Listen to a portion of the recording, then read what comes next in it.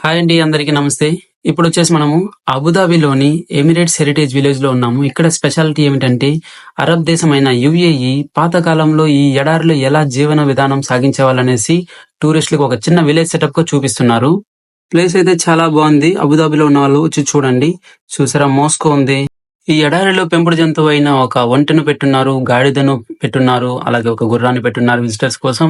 ఇవి వచ్చేసి గాజల్స్ అన్నమాట. అబుదాబి అంటే ఫాదర్ ఆఫ్ గాజల్. అబుదాబి పేరు రావడానికి కారణం ఇవే అన్నమాట.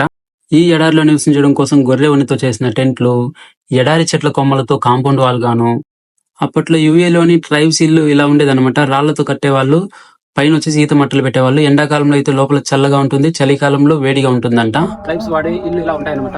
సో ఇది వచ్చేసి ఈత మట్టలతో చేసిన ఇల్లు అనమాట. ఇంటి బయట కూర్చోవడానికి కూడా చెట్టు కింద ఇలా వేస్తున్నారు. ఈ ఎడారిలో నీళ్ల బావి ఇలా చేసి పెట్టేవాళ్ళు అనమాట. ఇవంతా సెటప్ అనమాట, ఒరిజినల్ కాదు. కొత్త జనరేషన్ వాళ్ళకి అర్థం కావడం కోసం ఇలా చేసి పెట్టున్నారు ఒక సెటప్. అలాగే ఇక్కడ మ్యూజియం కూడా ఉందన్నమాట. ఈ మ్యూజియం లో పాతకాలంలో వాడిన కొన్ని పాత్రలు, నూలు తయారు చేసే పరికరాలు, వేటాడే ఆయుధాలు, తుపాకులు ఇలాంటివి ఉన్నాయన్నమాట. సో ఇది వచ్చేసి ఉన్నితో చేసిన షూస్ అన్నమాట. అలాగే కొన్ని ఆభరణాలు ఉన్నాయి. చూడడానికి బయట ప్లేస్ ఇలా ఉందన్నమాట. చాలా అంటే చాలా బాగుంది. అబుదాబిలో ఉన్న వాళ్ళు ఖచ్చితంగా వచ్చి చూడండి.